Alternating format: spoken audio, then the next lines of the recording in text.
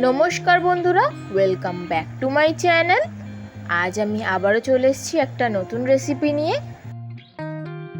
আর সেই রেসিপিটা আমি পুরোপুরি কোরিয়ান স্টাইলে বানিয়ে দেখাবো। আর এই রেসিপিটার নাম হলো হানি গার্লিক চিকেন। কি জিভে জল চলে আসছে তো? তাহলে চলুন বেশি কথা না বাড়িয়ে আমি এই রেসিপিটা বানানোর জন্য যা যা উপকরণ নিয়েছি সেগুলো দেখে নিই। প্রথমেই আমি এখানে 6 টেবিল স্পুন ময়দা নিয়েছি আর 4 টেবিল স্পুন কর্নফ্লাওয়ার নিয়েছি। 2 টেবিল স্পুন রসুন কুচি নিয়েছি। 4 টেবিল স্পুন টমেটো কেচাপ নিয়েছি। 4 টেবিল স্পুন ভিনিগার নিয়েছি। 1 টেবিল স্পুন গোলমরিচ গুঁড়ো নিয়েছি।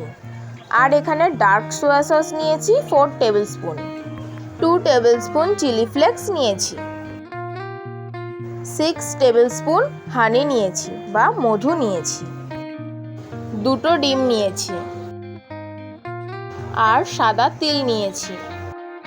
এবার একটা মশলা বানানোর জন্য আমি এখানে মৌরি নিয়েছি, দারচিনি নিয়েছি আর এলাচ, স্টার অনিশ আর লবঙ্গ নিয়েছি। কড়া গরম হতে বসিয়ে দিয়েছি। কড়া গরম হয়ে গেলে গোটা মশলাগুলো ড্রাই রোস্ট করে নেব। এখানে আমি লবঙ্গ, মৌরি, স্টার অনিশ, এলাচ আর দারচিনি নিয়েছি। খুব ভালো করে নাড়াচাড়া করতে হবে। হানি চিকেন বানানোর জন্য এই মশলাটা কিন্তু লাগবেই। এই মশলা দিয়েই আমরা হানি চিকেনের সস বানাবো।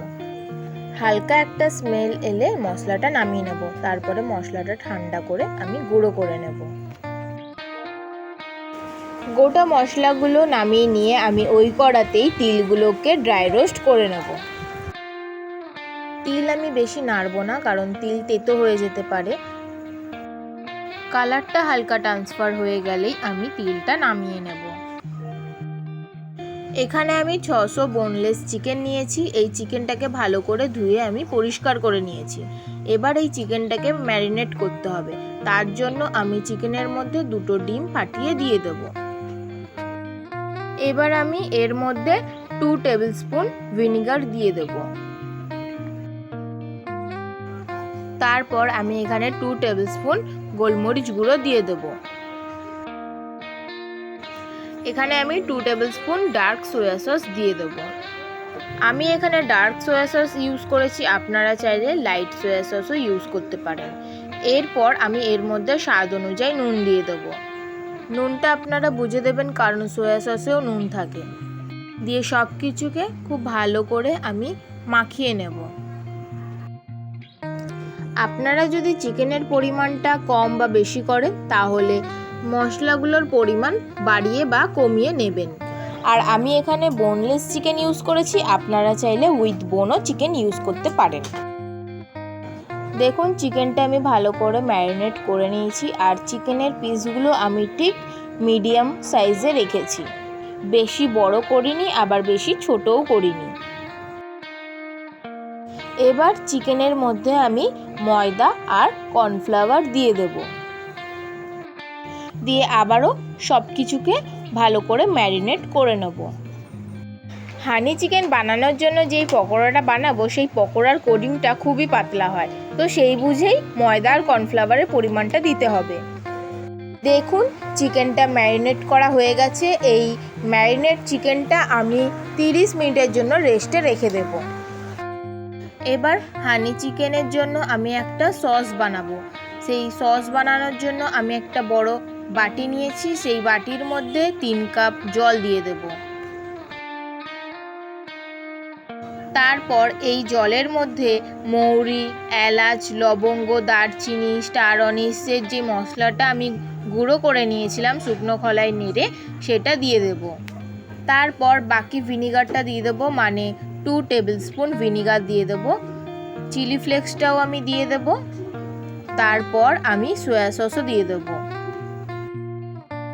এবারে টমেটো কেচাপটাও আমি দিয়ে দেব।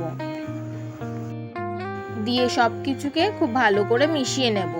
আপনারা যদি কেউ হানি চিকেনটা একটু স্পাইসি খেতে চান তাহলে এখানে গোলমরিচ গুঁড়ো অ্যাড করতে পারবেন। সাধারণত হানি চিকেন একটু মিষ্টি মিষ্টিই ভালো লাগে। এবার এর মধ্যে আমি হানি বা মধুটা দিয়ে দেব। দিয়ে সব কিছুকে আবারও খুব ভালো করে মিশিয়ে নেব।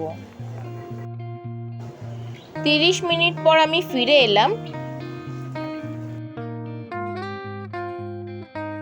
এই চিকেনটাকে আবারও খুব ভালো করে মাখিয়ে নেব।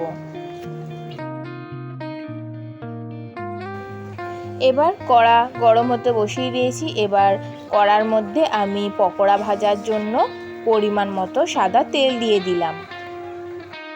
তেলটা গরম হওয়ার জন্য একটু অপেক্ষা করব।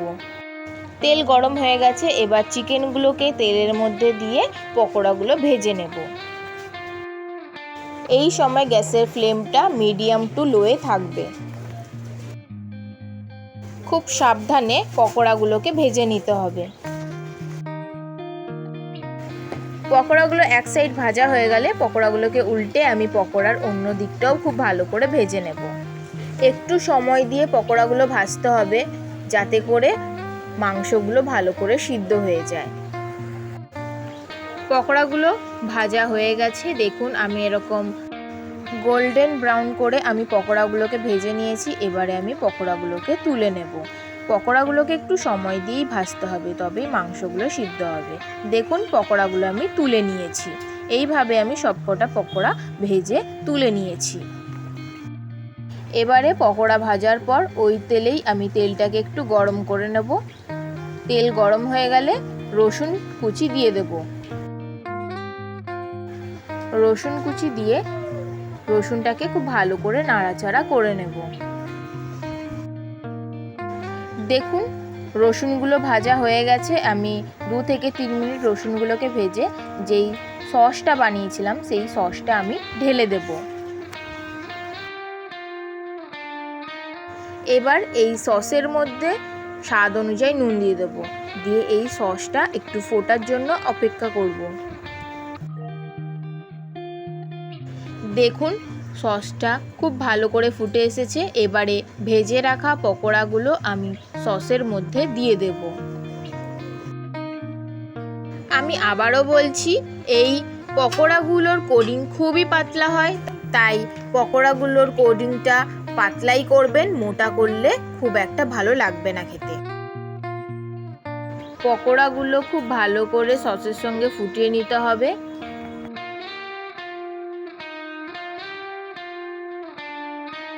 এবার আমি গ্যাসের ফ্লেমটা বন্ধ করে ড্রাই রোস্ট করে রাখা সাদা তিলটা দিয়ে দেব। দেখুন আমাদের কোরিয়ান হানি গার্লিক চিকেন একদম রেডি। এই হানি চিকেনটা আমি ভেজিটেবল ফ্রাইড রাইসের সঙ্গে পরিবেশন করেছি। এই রেসিপিটা খুবই টেস্টি হয় খেতে। বাড়িতে অবশ্যই এই রেসিপিটা একবার ট্রাই করে দেখবেন। কেমন হলো আমাকে অবশ্যই কমেন্ট করে জানাবেন। আমার এই রান্নাটা যদি আপনাদের ভালো লাগে তবে অবশ্যই like, comment, share and subscribe করতে ভুলবেন না। Thank you.